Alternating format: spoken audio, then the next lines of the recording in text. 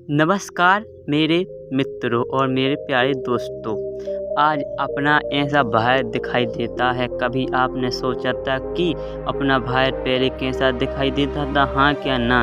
इस तस्वीर को आप गौर करके देखिए, अपना अखंड भाई पहले कैसा था और क्या लगता था उस समय।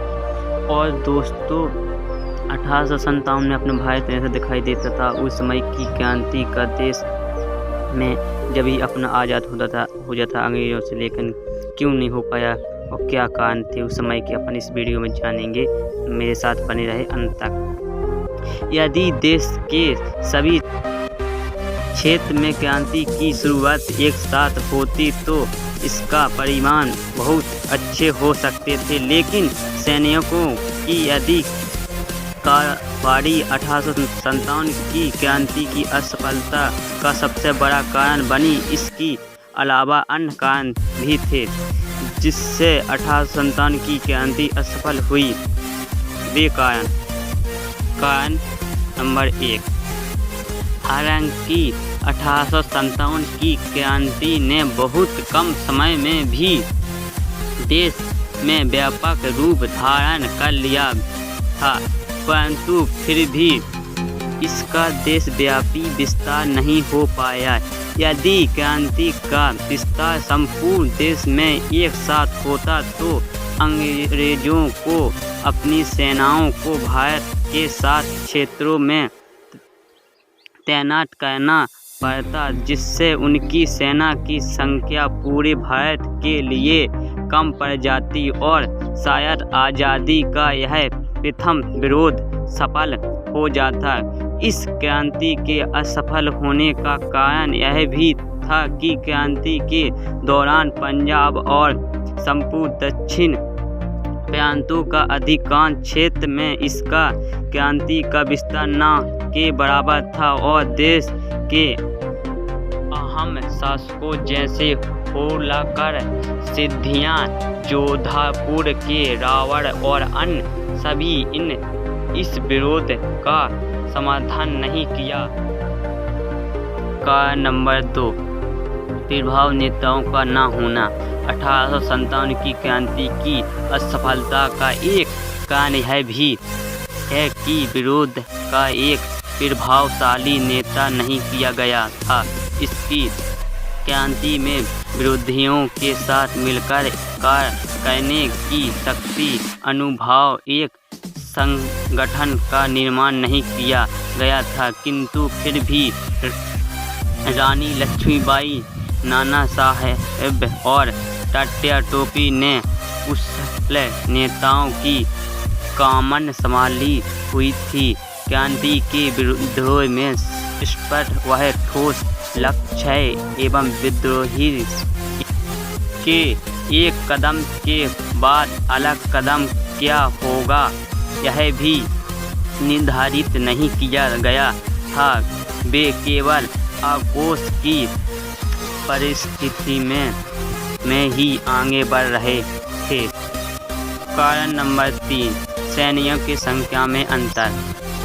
सन 1857 की क्रांति के सैनिकों की संख्या सैनिकों की अपेक्षा बहुत कम थी, क्योंकि देश की रियासतों द्वारा अपने सैनिकों की अंग्रेज़ों सेना के सहयोग के लिए भेज दिया गया था। परिस्थितियों के बावजूद भी भारतीय सैनिकों ने अदम्य साहस के साथ कई अंग्रेज़ों सैनिकों को मत दी, परंतु फिर भी कुछ कमी कारण वे असफल हो गए। नंबर 4, संसाधनों का अभाव।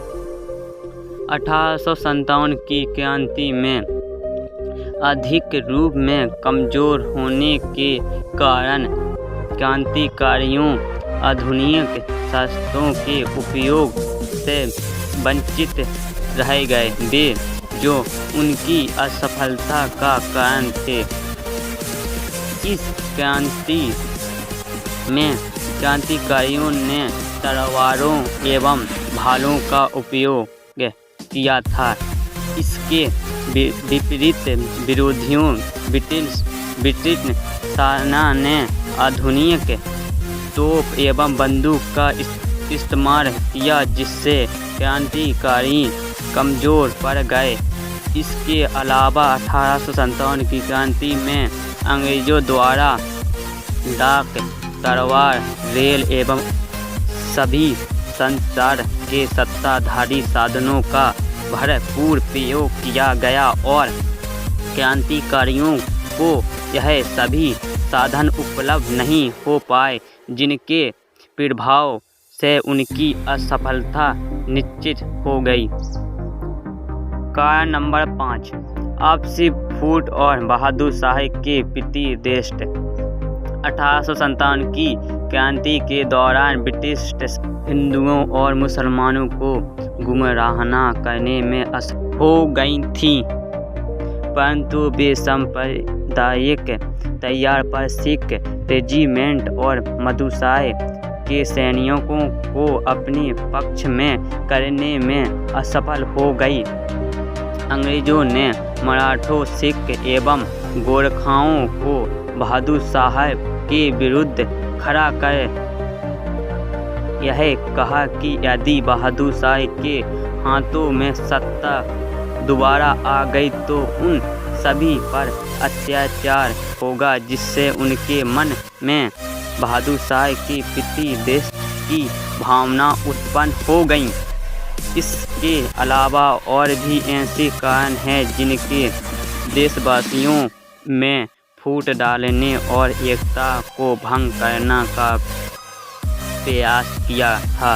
इन सभी कारणों से देश में सहयोग की भावना का अंत होने लगा, जो शायद क्रांतिकारियों को कमजोर करने का प्रमुख कारण था।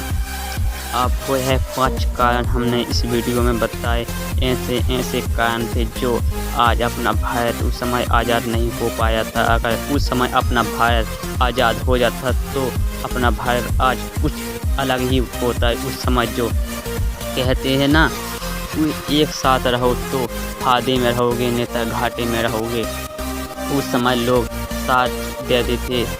रानी लक्ष्मीबाई का था, उस समय अपना भारत आज़ाद हो जाता, लेकिन उस समय देश के राजाओं ने। और दोस्तों अपन इस और आगे जानेंगे उन झांसी की रानी का बचपन का नाम क्या था और उनका पति का नाम क्या था और उनका निधन के और जन्म। उनका बचपन का नाम था मणिकर्णिका तांबे। 19 नवंबर 1828 में उनका जन्म हुआ था। जन्मभूमि बिठूर और वाराणसी, कर्मभूमि झांसी। उनके पति का नाम झांसी नरेश महाराज गंगाधर राव। महाराज गंगाधर राव की मृत्यु के बाद संभाली झांसी की राजगद्दी झांसी की रानी लक्ष्मीबाई ने।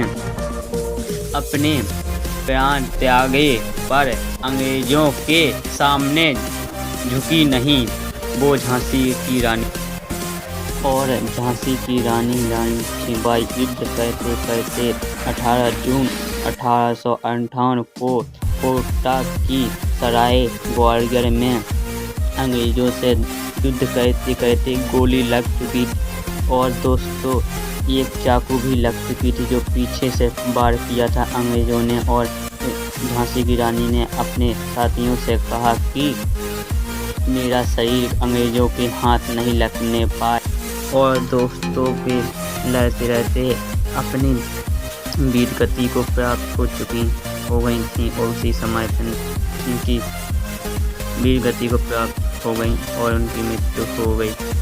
आज भी देश उनको याद करता है कि एक महिला ऐसी हुई थी उस समय जो अंग्रेजों। आज भी रानी लक्ष्मीबाई की वीरता लोग गाते हैं, कहते हैं चमक उठी सन 57 में, वह तलवार पुरानी थी, बुंदेली हरबोरों के मुँह से हमने सुनी कहानी थी, खूब लड़ी वह तो झांसी वाली रानी थी। हाँ दोस्त मेरे आपने यह वीर कथा पूरी सुनी तो आपको भी महसूस हो रहा होगा कि एक समय ऐसा भी था जो अंग्रेजों भारत की महिलाओं से भी डरते थे। उस समय जो आज कहते हैं ना, जो समय बीत गया वो समय अब लौट के नहीं आता। कैसे उस समय झांसी की रानी ने लड़ाई लड़ी थी और अपना जीवन एक समय ऐसा आया जो आज भी भूल नहीं पाएंगे भारत के लोग। जो ऐसा समय बीत गया जो कहते हैं समय बीत गया लौट के नहीं आता। अगर उस समय अपना भारत आज़ाद हो जाता तो आज अपना भारत कुछ बहुत ही अलग होता। उस समय आप भी सोचिए कैसा जब क्रांति आई थी, सब मिलजुल कर एक साथ थे। आपको है वीडियो अच्छा लगा हो दिल से तो लाइक करें और चैनल को सब्सक्राइब करें और कमेंट करना ना भूलें और कमेंट करके बताना आपको वीडियो अच्छा लगा क्या हाँ क्या ना क्या हाँ बताना मुझको भाई ये वीडियो। इसी के साथ मैं अपनी विदाई लेता हूँ। इस वीडियो आपने है वीडियो अंत तक देखा। जय श्री राम हमसे।